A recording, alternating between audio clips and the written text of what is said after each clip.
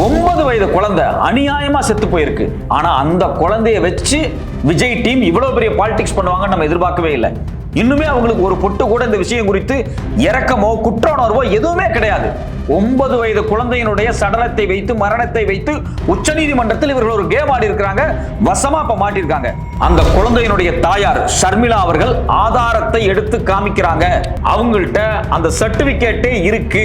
அப்போ இவங்க நான் சிபிஐல வழக்கே போடல இந்த விஷயத்துல அப்படிங்கும் போது எதற்காக யாரை வைத்து அந்த பன்னீர்செல்வத்தை பயன்படுத்தி இந்த வழக்க போட்டாங்க? ரெண்டாவது, விஜய் தரப்பில் இருந்து கொடுக்கக்கூடிய பணம் இருக்கு பாத்தீங்களா, அந்த செக், அதுல ஒரு மிகப்பெரிய மிரட்டல் வேலை நடந்திருக்கு. அதுவும் அம்பலமாயிருக்கு. கோர்ட்ல தாவேகா சார்பா நடந்த அந்த மனுவை எடுத்து அந்த விவாதங்களை படிச்சு பார்த்தா நமக்கு ரொம்ப கேவலமா இருக்கு. சோசியல் மீடியால எழுதுவாங்க பாத்தீங்களா, ஒரு பொய் பொருள் எழுதுவாங்க பாத்தீங்களா, அதை விட மட்டமான கேவலமான வாதங்களை தாவேகா சார்பாக வச்சிருக்காங்க. ஆனா மீடியால வர்றது என்ன வருது அப்படின்னா, உச்சநீதிமன்றத்துடைய நீதிபதி 2 கேள்விகள் கேட்டார் பாத்தீங்களா, அதை மட்டும் தலைப்பா வச்சுக்கிறாங்க. ஆனா உள்ள தாவேகா வச்சு மிதிச்சிருக்காங்க. விஜய் கட்சி கொடுத்த ஆதாரங்கள், அவங்க பேசுற விஷயங்களை வச்சு அடி நொட்டி இருக்காங்க. அதை பத்தி யாருமே பேச மாட்டேங்கிறாங்க. அது அப்படியே எஸ்கேப் ஆகி இந்த அணில் குஞ்சுகள்லாம் ஓடி இருக்கு. நேற்றுக்கு 2 நாளா பாத்தீங்க அப்படின்னா காவல்துறையினுடைய காவல் விசாரணையில எடுத்து வச்சு மதியழகனை விசாரிச்சுட்டு இருக்காங்க. அந்த 63 ட்ரோன் கேமராவை மைய கழகம் யாரு, விஜய் சுத்தி இருக்கக்கூடிய அந்த 4 பேர் இருக்காங்க பாத்தீங்களா, அவங்க தான் கொண்டு வந்தாங்க. அதுக்கு எனக்கு சம்பந்தம் இல்லை அப்படின்னு அவர் ஒப்புதல் வாக்குமூலம் கொடுத்துட்டாரு. அப்போ ஒரு பக்கம் குழந்தையை இழந்த தாயாருடைய வாக்குமூலம், இன்னொரு பக்கம் விஜய் கட்சியினுடைய கரூர் மாவட்ட பொறுப்பாளருடைய வாக்குமூலம். ரெண்டுமே விஜய்க்கு பெரிய ஆப்பா மாறப்போகுது. உச்ச நீதிமன்றத்துல கரூர் வழக்குல விஜய் தரப்பு ஏகப்பட்ட பொய்களை அடிச்சு விட்டு இருக்கிறாங்கன்னு சொல்லி தகவல்கள்லாம் வந்துட்டு இருக்கு. எப்படி பாக்குறீங்க? அதுல 3 மனுக்கள் போடப்பட்டிருக்கு. உச்ச நீதிமன்றத்தில் தாவேகா தரப்புல இருந்து ஆதவர்ஜனா ஒரு மனு போட்டிருக்கிறாரு. அது இல்லாம பாதிக்கப்பட்ட தரப்பு அப்படின்னு சொல்லக்கூடிய ஒரு பெற்றோர், அவர் ஒரு தந்தை, அவருடைய மகன் பிரித்திக், இப்போ அவனுக்கு 9 வயசு ஆகுது. ஆனால் மனுவில் 11 வயசுன்னு போட்டிருக்காங்க. அந்த பையன் கொல்லப்பட்டுட்டான், அதாவது இறந்துட்டான் அந்த சூழலில் அப்படிங்கிறதுனால அதை சிபிஐக்கு மாற்றணும். அந்த வழக்கை எஸ்ஐடி விசாரிக்கக்கூடாது, சிபிஐ மாற்றணும். என் பையன் இதில் பாதிக்கப்பட்டிருக்கான், இறந்துருக்கிறான் அப்படின்னு சொல்லி அவங்க அப்பாவும் போட்டிருக்கிறாரு. இது இல்லாமல் தங்கையை இழந்த ஒரு அண்ணன் ஒருத்தர் போட்டிருக்கிறாரு. அதுலேயும் நிறைய அவர் போட்ட மனுவிலையும் எக்கச்சக்கமான நாடகங்கள் பேசப்பட்டுச்சு. இப்போ இதில் 2 விதமான பொய் அம்பலமாயிருக்கு. ஒன்று பார்த்தீங்க அப்படின்னா, இறந்து போன மகன் சார்பாக ஒரு தந்தை போய் வழக்கு போடுறாரு இல்லையா, அந்த பிருத்விக் அப்படிங்கிற தந்தை. அந்த பிருத்விக் யாரு, அவங்க அப்பா யாரு, அவங்க அம்மா யாரு அப்படிங்கிறது குறித்து அவங்களுடைய ஊர் பார்த்தீங்க அப்படின்னா ஏமூர், கரூர் பக்கத்தில் கூடிய ஏமூரில் போய் நேரடியாகவே ட்ரைப்ஸ் அப்படிங்கக்கூடிய சேனல் திரு அரவிந்த் அவர்கள் போய் நேரடியாக இன்டர்வியூ எடுத்திருக்காரு.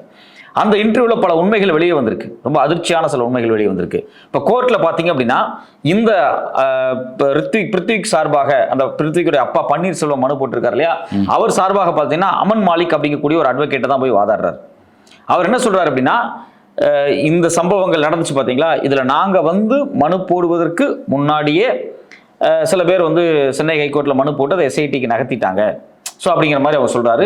அதனால அதை ஏற்றுக்கொள்ளக்கூடாது அப்படிங்கிற மாதிரி சொல்றாங்க. அது கோர்ட்லேயே நிராகரிக்கப்படுது. அப்படியெல்லாம் இல்லை. நீங்க மனு போடலைன்னா வேற யாரும் மனு போட முடியாதா அப்படிங்கிறதெல்லாம் இல்லை. யார் வேணாலும் போடலாம். அதை நீதிமன்றம் அதனுடைய வழிகாட்டுதலின் அடிப்படையில் சில வேலைகளை செய்யலாம். அதெல்லாம் எந்த மாற்று கருத்துமே கிடையாது.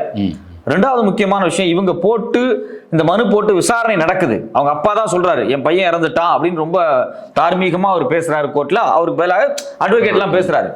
இப்ப சிக்கல் என்ன அப்படின்னா, இங்கிருந்து போய் கரூர் போய் அந்த குடும்பத்தை சந்திச்சு வீடியோ எடுத்து அந்த வீடியோ ஆதாரங்களை வெளியிட்டு இருக்காங்க. அதுல என்ன தகவல் வந்திருக்கு அப்படின்னா, இந்த குழந்தை, ஒரு 9 வயசு குழந்தை, அவங்க அம்மாவை தான் அந்த கூட்டத்துக்கு போயிருக்காங்க. மதியானம் 12 மணிக்கே போயிட்டாங்க. கூட்டிட்டு போனது யாருன்னு பாத்தீங்க அப்படின்னா, அந்த தாவேகா கட்சியை சார்ந்த அங்க இருக்கக்கூடிய லோக்கல் பாய்ஸ், அவங்க கட்சி சார்ந்தமாக இருக்கக்கூடிய பசங்க ஒரு 25 பேர் அந்த ஊர்ல இருந்து கூட்டு போயிருக்காங்க. இப்ப இதுல இருந்து நாம ஒரு விஷயம் தெரிஞ்சுக்கணும் என்ன அப்படின்னா, ஊர்ல இருந்து வேன் வச்சு மற்றபடி வண்டிகள் வச்சு ஆட்களை தாவேகா கூட்டிட்டு வந்திருக்காங்க. மத்தியானம் 12 மணிக்கே கூட்டு வந்துட்டாங்க. அதான் ரொம்ப முக்கியமான விஷயம். ஏன்னா விஜய் 12:45 வர போறாரு அப்படிங்கிறதுனால வண்டி ஒரு 12 மணிக்கு வந்திருக்கு. ஸோ ஈவினிங் 7 மணிக்கு தான் விஜய் வர்றாரு. அது வரைக்கும் அவங்க ஆடுறாங்க பாடுறாங்க. ஆனா அந்த கட்சியினருக்கே தெரியும், தலைமையாக இருக்கக்கூடிய நபர்களுக்கு தெரியும் விஜய் 7 மணிக்கு தான் வருவாரு. ஆமா, லேட்டா தான் வருவாரு அப்படின்னு தெரியும். அப்ப இயல்பாக வந்த கூட்டம் கிடையாது. ஆமா, கட்சியினரே அசம்பிள் பண்ணி கூட்டு போறாங்க. அந்த பையன் டான்ஸ் எல்லாம் ஆடுறான், அந்த சின்ன பையன் டான்ஸ் எல்லாம் ஆடுறான். அந்த வீடியோ காட்சிகள்லாம் வெளியே வந்திருக்கு. ஸோ அப்ப அந்த பையன் அங்க மிதிப்பட்டு இறந்து போறான். அப்போ வந்து அந்த அம்மாவும் மயக்கம் அடைகிறாங்க. அந்த அம்மா மயக்கம் தெளிஞ்சு பார்க்கும்போது குழந்தையை காணோம். அப்புறம் அந்த அமராவதி ஹாஸ்பிட்டலில் அப்படின்னு தேடுறாங்க. அமராவதி ஹாஸ்பிட்டலில் அப்போலோ ஹாஸ்பிட்டலில் கொண்டு போய் அந்த பையனை வச்சிருக்கிறாங்க. அந்த பையனுடைய மாமா, தாய் மாமா, அதாவது இந்த அந்த தாயார் இருக்காங்களா, அவங்க பேர் என்னன்னு பார்த்தீங்கன்னா ஷர்மிளா. அந்த ஷர்மிளாவினுடைய தம்பி அவரும் வந்து தேடுறாரு. தேடும்போது அந்த அப்போலோ ஹாஸ்பிட்டலில் தான் அந்த பையன் இருக்கிறான். அங்கே போய் அந்த பையனை பார்க்கும்போது அவன் மூச்சு திணறலாகி இறந்துருக்கிறான். இவங்க சொல்கிற மாதிரி இந்த கத்தி குத்து விஷ ஊசி அதெல்லாம் இது இல்லை. அவன் வந்து முதிக்கப்பட்ட ஒரு தடங்கள் இருக்கு, மூச்சு திணறி இருக்கான், ட்ரௌசினஸ் வந்திருக்கு, அந்த பையன் இறந்து போயிருக்கான். இதுதான் வெளியே தெளிவாக தெரியுது. இப்போ விஜய் கட்சி தரப்பிலிருந்து இந்த ஷர்மிளாவுக்கு கால் வருது. என்ன கால் வருது அப்படின்னா, செக்கு கொடுக்கணும், 20 லட்சம் செக்கு போடணும். யார் பேர்ல போடுறது? அப்பா பேர்ல போட சொல்லி அப்பா ஃபோர்ஸ் பண்றாரு. இந்த அப்பா தான் பாத்தீங்கன்னா உச்சநீதிமன்றத்தில் போய் வழக்கு போட்டிருக்காரு, என் பையனை கொண்டாங்க. ஆனா இந்த அப்பாவும் அந்த பன்னீர்செல்வம் அப்படிங்கிறவரும் ஷர்மிளா அப்படிங்கிறவங்களும் கடந்த 8 ஆண்டுகளா பிரிஞ்சு வாழ்ந்துகிட்டு இருக்காங்க. பையன் இறந்துட்டான். பையனை வந்து தகனம் பண்றக்கூடிய இடத்துல வச்சிருக்காங்க, சுடுகாட்டுல, அந்த இடுகாட்டுல வச்சிருக்காங்க. அப்பா வந்து இடுகாட்டுக்கு வந்து பையனை பார்த்துட்டு போயிட்டாரு, அவ்வளவுதான். மற்றபடி அந்த பையனோட அவங்க அப்பா வாழவே இல்லை கடந்த 8 வருஷமாக. கல்யாணம் ஆகி ஒரு 2 ஆண்டுகள் தான் அவங்க ஒன்னா இருந்திருக்கிறாங்க. அதுலயுமே பல சண்டைகள் இங்க வந்திருக்கிறாங்க. இடையில அவருக்கு ஒரு விபத்து நடந்திருக்கு. அந்த விபத்து நடந்தப்ப கூட்டு வந்து வீட்டுல வச்சு பார்த்திருக்காங்க. அந்த விபத்துல அவருக்கு ஒரு பெரிய பணம் கிடைச்சிருக்கு. அவர் வந்து போயிட்டாரு. வேற ஒரு மைனர் பெண்ணை அவர் திருமணம் செய்து விட்டதாக அவங்க கேள்விப்பட்டதாக அவங்க அந்த ஷர்மிளாவினுடைய தம்பி அவர் சொல்றாரு. ஸோ இதெல்லாம் ஒரு பக்கம் நடக்குது. ஸோ இதுல இருந்து பொலிட்டிக்கலா நம்ம புரிஞ்சுக்க வேண்டிய விஷயம் என்ன அப்படின்னா, தாவேகா தரப்பில் இருந்து ஒரு தந்தை என்று ஒரு நபரை எடுத்துக்கொண்டு போய் அவர் சார்பாக வழக்கு இவங்க போட்டிருக்கிறாங்க. அந்த நபர் ஆக்சுவலி அவங்க தந்தையே கிடையாது. 2 பேரும் பிரிஞ்சு வாழ்ந்துட்டு இருக்காங்க. அதுல அந்த பெண் என்ன தெளிவா சொல்றாங்க அப்படின்னா, கணவரால் கைவிடப்பட்ட பெண்ணுக்கான சான்றிதழ் ஒன்று இருக்கு போல இருக்கு, இந்த ஸ்காலர்ஷிப்புக்காக. அந்த சான்றிதழ் அவங்க பல ஆண்டுகளுக்கு முன்னாடியே வாங்கிட்டாங்க. ஸோ அப்போ இதுல இருந்து என்ன தெரியுது அப்படின்னா, இந்த கேஸுக்கு சம்பந்தமே இல்லாத ஒரு நபரை தேடி பிடித்து அவருக்கு பணம் கொடுப்பதாக சொல்லி அவரை சிபிஐ மாற்ற சொல்லி ஒரு வழக்கை உச்சநீதிமன்றத்தில் இந்த தாவேகா சார்பாக பிரஷர் கொடுத்து போட்டிருக்கிறாங்க. அப்படிங்கிறதா அதுல ஒரு மிகப்பெரிய அம்பலம் ஆகுது. சரி, இவ்வளவு பெரிய விஷயம் நடந்துருச்சு. இப்ப என்ன பிரச்சனை அப்படின்னா, இப்ப உச்சநீதிமன்றத்துக்கு வந்துருச்சு. தாவேகா சார்பாக போடப்பட்ட வழக்குன்னு எடுத்துக்குவோம். இதை சிபிஐக்கு மாத்துங்க. இது வந்து அரசு உள்நோக்கத்தோடு இந்த எஸ்ஐடி செயல்படும், ஏன்னா காவல்துறையும் இதில் இன்வால்வ் ஆயிருக்காங்க அப்படின்னு சொல்றாங்க. இதுல முதல் வாதம் என்ன அப்படின்னா, இந்த எஸ்ஐடியை உருவாக்குனது தமிழ்நாடு முதலமைச்சரோ தமிழ்நாடு அரசோ கிடையாது. இந்த எஸ்ஐடியை உருவாக்கியது எந்த உத்தரவின் அடிப்படையில் அப்படின்னா, சென்னை உயர்நீதிமன்ற நீதியரசர் செந்தில்குமாரனுடைய உத்தரவுல அந்த நீதிமன்றம் போட்ட உத்தரவு. 2வது முக்கியமான விஷயம் என்ன அப்படின்னா, எனக்கு இந்த எஸ்ஐடி மேல நம்பிக்கை இல்லை அப்படின்னு சொல்றதுக்காக அதை வந்து சிபிஐக்கு மாற்றிட முடியாது. வெஸ்ட் பெங்கால்ல ஒரு கேஸ அதுக்கான தீர்ப்பு உச்சநீதிமன்றம் கொடுத்திருக்காங்க. இன்னொரு தீர்ப்பு, அந்த தீர்ப்புலையும் தெளிவாக உச்சநீதிமன்றம் கொடுத்திருக்கு, உங்களுக்கு அந்த லோக்கல் ஏஜென்சி மேல நம்பிக்கை இல்லை அப்படிங்கிறதுக்காக சிபிஐ மாற்ற முடியாது. இப்ப யார் வேணாலும் போய் சொல்லலாம், தமிழ்நாடு போலீஸ் மேலே எனக்கு நம்பிக்கை கிடையாது, தமிழ்நாடு சிஐடி மேலே நம்பிக்கை கிடையாது, தமிழ்நாடு நீதிமன்றத்து மேலே நம்பிக்கை கிடையாது, தமிழ்நாடு நீதிமன்றம் அமைத்த எஸ்ஐடி மேலே நம்பிக்கை கிடையாதுன்னு இஷ்டத்துக்குலாம் சொல்ல முடியாது. அவங்க பண்ணக்கூடிய அந்த இன்வெஸ்டிகேஷன்ல பிழை இருக்கும் பட்சத்தில், அதுல சந்தேகம் சொன்னா மாத்தலாம், எடுத்து பண்ணலாம். அதுக்கான வாய்ப்பு இருக்கு. இதெல்லாமே வந்து கோர்ட்ல விவாதிக்கப்படுது. இதெல்லாம் ஒரு தரப்பு நடந்துகிட்டு இருக்கு. அப்போ விஜய் கட்சிக்காரங்கள் ஒரு பொய் சாட்சியை ரெடி பண்ணி ஒரு மனுவை போட்டு அந்த மனுவினூடாக சிபிஐக்கு மாத்திர வேலையை இவங்க பண்றாங்க. அது தெளிவா தெரிஞ்சிச்சு. அவங்க பெத்த தாயை அம்பலப்படுத்துறாங்க. 2வது முக்கியமான விஷயம் என்ன அப்படின்னா, இந்த தங்கை சார்பாக போய் பேசி ஒரு வழக்கறிஞர் உள்ள போனார். அவர் என்ன சொல்றாரு அப்படின்னா, 3:45 சொல்லிட்டாரு செந்தில் பாலாஜி, அங்க ஒரு டிராஜடி நடக்க போகுது அப்படின்னு ஒரு கருத்தை பதிவு பண்ணாங்க. அது ஒரு மிகப்பெரிய பொய். அது ஜட்ஜே சொல்லிட்டாரு, அப்படிலாம் எதுவும் இல்லை அப்படின்ட்டார். சோ அப்ப நீங்க ஏன் அந்த இடத்துல ஒரு பொய் சொல்றீங்க? இன்னைக்கு ஒரு சம்பவம் நடக்க போகுது அப்படின்னு சொல்லி. 2வது இவங்க பேசுறதெல்லாம் ஒரு மிக மோசமான பொய்ன்னு எப்படி தெரியுது அப்படின்னா, அதிமுகவுக்கு அங்க கூட்டம் மறுக்கப்பட்ட போது எதற்காக தாவேகாவுக்கு அங்க கூட்டம் நடத்த பர்மிஷன் கொடுத்தீங்க அப்படின்னு ஜட்ஜு முன்னாடி அவர் பேசுறாரு. அது ஒரு பயங்கரமான பொய். அது இல்ல, இப்போ ஏன்னா எடப்பாடியே சொல்லியிருக்கிறாரு, அவங்க தான் ஒரு வாரத்துக்கு முன்னாடி கூட்டம் நடத்தி இருக்காங்க, 10,000 பேருக்கான கூட்டத்தை அவங்க நடத்தி இருக்காங்க. அப்படி அவங்க நடத்தியும் போது இதை வந்து எனக்கு என்ன புரியல அப்படின்னா, நீங்க எப்படி கோர்ட் முன்னாடி போய் அவ்வளவு பெரிய போய் சொல்ல முடியும்? எல்லாம் கதை. குண்டர்களை உள்ளே திணித்தார்கள், அந்த குண்டர்கள் உள்ள கலவரம் பண்ணாங்க, அதுக்கு பிறகு போலீஸ் தடியடி நடத்துனாங்க, கலவரமா மாறிடுச்சு. இந்த நரேஷன் எவ்வளவு கேவலமானதா இருக்கு பாருங்க. இது சோசியல் மீடியாவில் உட்கார்ந்து ஃபேஸ்புக்லையும் வாட்ஸ்அப்லையும் வரக்கூடிய செய்தி. இந்த செய்தியை எடுத்துட்டு போய் தாவேகா போய் உச்சநீதிமன்றத்தில் போட்டிருக்காங்க. இதுல முக்கியமான விஷயம் என்ன அப்படின்னா, கோர்ட்டு சில கேள்விகள் கேட்டாங்க தமிழ்நாடு அரசை பார்த்து. முதல்ல என்ன கேட்டாங்க அப்படின்னா, எப்படி மதுரை நீதிமன்ற கிளைக்கு உட்பட்ட, கரூர் வந்து மதுரை உயர்நீதிமன்றத்தினுடைய மதுரை கிளைக்கு உட்பட்டது, அங்க இந்த வழக்கு எடுத்து விசாரிக்காம ஒரு மனு அங்க வந்து இல்ல அங்கிருந்து ஒரு உத்தரவு பிறப்பிக்காம ஏன் அது வந்து சென்னை ஜுடிஷியலுக்குள்ள வருது அப்படின்னு ஒன்று கேட்டாரு. ரெண்டாவது முக்கியமான விஷயம் என்ன அப்படின்னா, ஏற்கனவே மதுரை கிளையில எஸ்ஐடி தேவை கிடையாது, சிபிஐ தேவை கிடையாதுன்னு சொன்னதுக்கு பிறகு இவர் ஏன் எஸ்ஐடிக்கு உத்தரவிட்டாருங்கிற சந்தேகத்தை கேட்டாங்க. இந்த 2 பாயிண்ட் எடுத்து வச்சுட்டு தாவேக்காரங்க நமக்கு வெற்றி வெற்றி வெற்றின்னு கத்திக்கிட்டு இருக்காங்க. பாத்தீங்களா, தமிழ்நாடு அரசை முடக்கி விட்டோம் அப்படின்லாம் பேசுறாங்க. ஆனா இவங்க முன் வச்ச வாதங்களையே வந்து சில சேனல்கள்ல வந்து தம்ப்நெயிலா போட்டிருக்காங்களே. ஆமா, குண்டர்கள் புகுந்து விட்டார்கள், ஆமா, அதிர்ச்சி சம்பவம், குண்டர்கள் புகுந்து விட்டார்கள், அதிர்ச்சி சம்பவம், உச்சநீதிமன்றத்தில் வந்த பரபரப்பு, இதெல்லாம் சொல்லுவாங்க. ஆனா என்ன நடந்திருக்கு அப்படின்னா, உச்சநீதிமன்றத்தில் இவங்க பொய்யா சொல்லியிருக்கிறாங்க. இந்த பொய்க்கு எதுக்குமே ஆதாரம் கிடையாது. அதே சமயத்தில் பார்த்தீங்க அப்படின்னா, எப்படி உடனே வந்து நைட்டோட நைட்டா 30 பேருக்கு வந்து போஸ்ட்மார்ட்டம் பண்ணி காலையில 4 மணிக்குள்ள எரிச்சிட்டாங்க அப்படிங்கிறாங்க. அப்படிலாம் கிடையாது. காலைல 4 மணிக்குள்ள இருக்க கிடையாது. அடுத்த நாள் காலைல தான் துபாயிலிருந்து டெப்டி சிஎம் வர்றாரு, வந்து அவர் இங்க இறந்தவங்களுக்கு மாலெல்லாம் போடுறாரு. ஸோ அப்போ இது பொய். எப்படி 30 பேர் அப்படின்னு கேட்குறாங்க. ஆக்சுவலி சேலத்தில் ஒரு மருத்துவர் மாநாடு நடந்துச்சு. கரூரை சுற்றி இருக்கக்கூடிய பல டிஸ்ட்ரிக்ட்ல இருக்கக்கூடிய மருத்துவர்கள் சரி எல்லாத்தையும் உடனே அசம்பிள் பண்ணி 200 பேருக்கு அதிகமான மருத்துவர்களை கொண்டு இறக்கிட்டாங்க. மருத்துவர்கள் அங்கே வந்துட்டாங்க. இப்போ என்ன கேட்குறாங்கன்னா, எப்படி இவ்வளோ மருத்துவர்கள் வந்தாங்க அப்படின்னு சொல்லி அவங்க வந்து கோர்ட்டை வச்சு கேட்குறாங்க. சேலம் நடந்த மருத்துவர் மாநாட்டிலேருந்து வந்தவங்களும் சரி, சுற்றி இருக்கக்கூடிய அந்த கரூர் டிஸ்ட்ரிக்ட்குள்ள இருக்கக்கூடிய எல்லா மருத்துவர்களையும் வர வச்சிட்டாங்க. இது இல்லாமல் செவிலியர்களே 160 பேருக்கு மேலே வந்து அங்கே இருந்திருக்காங்க. இல்லை, இவங்களுடைய எண்ணம் எப்படின்னு சொன்னால், இப்படி ஒரு சம்பவம் நடக்கும், அப்போ இவ்வளோ மருத்துவர்கள் வந்து வரணும், ஆமாம், இதெல்லாம் தயாராக இருக்கணும். என்ன சொல்றாங்கன்னா, முதலமைச்சர் ஏற்கனவே கரூர் வந்துட்டார், இந்த சம்பவத்துக்காக வெயிட் பண்ணிருந்தாரு அப்படிங்கிற மாதிரி கதை எழுதுறாங்க. ஸோ மருத்துவர்கள்லாம் ஏற்கனவே கொண்டு வர வச்சுட்டாங்க, அந்த சம்பவம் நடக்கிறதுக்காக வெயிட் பண்ணாங்க. இப்படிலாம் ஒரு கதை கட்டுறாங்க. அதெல்லாம் பெரிய தப்பு.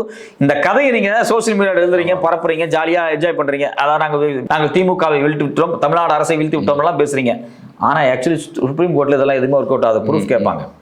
இதில் இன்னொரு முக்கியமான விஷயம் என்ன அப்படின்னா, போலீஸ் டிப்ளாய்மெண்ட்ல வந்து சிக்கல் இருக்கு அப்படின்னா, இல்லை, போலீஸ் 606 பேர் இறக்கியிருக்கிறாங்க, ஒரு எஸ்பி இருக்கிறாரு, டிஎஸ்பி இருக்கிறாரு, 20க்கு மேலே இன்ஸ்பெக்டர்ஸ் இறக்கியிருக்கிறாங்க. கூட்டத்துக்கு தேவையான காவல்துறையும் உள்ள இருந்தது. இந்த காவலர்கள் சொன்ன பிறகு கூட கேட்கலையே, தம்பிகள்கிட்ட எல்லாம் இறங்குன்னு சொன்னா அவர் தான் சொன்னார். ரெண்டாவது, நான் விஜய் உள்ள வந்து பேச ஆரம்பிக்கும் போது முதல்ல என்ன சொல்றாரு, காவல்துறை இல்லைன்னா நான் இங்க வந்திருக்கவே முடியாது அப்படிங்கிறாரு. காவல்துறை சரியாகத்தான் செயல்பட்டதுன்னு அவரே சொல்றாரு. ஸோ அப்ப இது எல்லாம் இருக்கும்போது இவங்க எதுக்காக உச்சநீதிமன்றத்தில் போய் ஒரு பக்கம் பொய் சாட்சி, மனு போட்டதுலயே ஒரு ஆளை கொண்டு வந்து பொய்யா இறக்கி இருக்கிறாங்க, மனு போட்டவனே பொய், இன்னொரு பக்கம் பாத்தீங்கன்னா அங்க சொன்னது எல்லாமே பொய். ஆனா பெரும்பாலான யூடியூப் சேனல்களோ, பெரும்பாலான அரசுக்கு எதிரான சேனல்களோ, இல்ல வந்து சேட்டலைட் சேனலோ தமிழில் எதை வைக்கிறாங்க அப்படின்னு பாத்தீங்கன்னா, அரசு பயந்துருச்சு, பயங்கரமான கேள்வி கேட்டாங்க. நான் என்ன சொல்றேன், அட முட்டாள்களா, பிரமாண பத்திரம் கேட்டிருக்கிறாங்க. திமுக அல்லது கவர்மெண்ட் நீட்டா டைம் வைஸா டாக்குமெண்ட் பண்ணி கொண்டு கொடுத்துருவாங்க.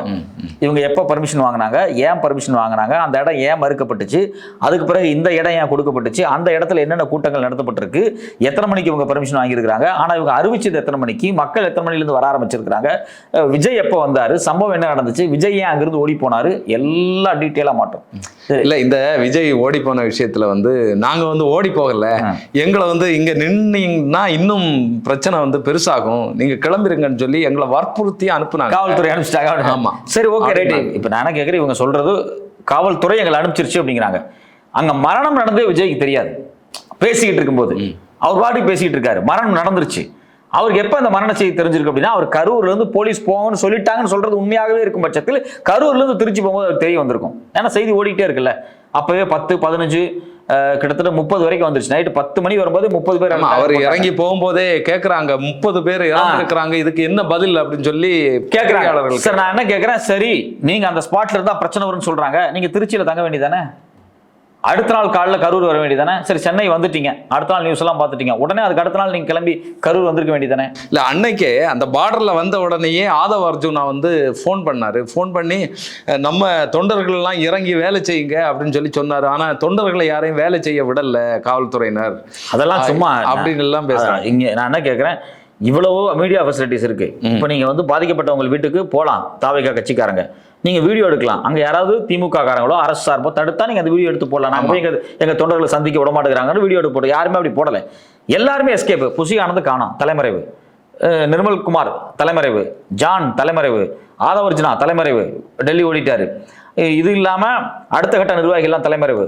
இவங்க என்ன சொல்றாங்க அப்படின்னா, டிஸ்ட்ரிக்ட் லெவலில் இருக்க ஆட்களை மட்டும் கைது பண்ணி உள்ள வச்சுட்டாங்க. ஏன்னா அதை பிடிச்சிட்டாங்க. நேற்று 2 நாள் என்கொயரி வேற நடந்திருக்கு. அதுல இன்னும் பல திடுக்கிடும் தகவல்லாம் வெளியே வந்திருக்கு.